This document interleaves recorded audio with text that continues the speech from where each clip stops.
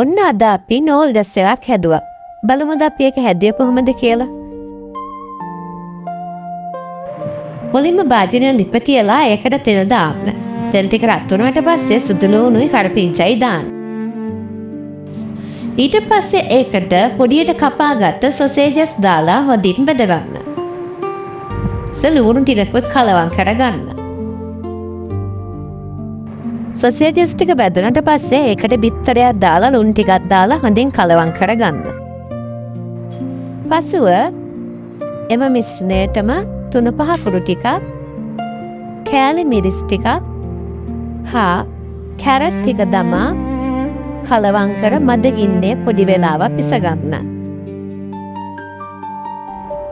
එම මිශ්‍රණයටම soya sauce ටිකක්, සීනි චුට්ටක්, තක්කාලි සෝස් ටිකක් දමා ඒකටම තම්බාගත් නෝල්ඩස් ටික දමා හොඳින් කලවම් කරගන්න.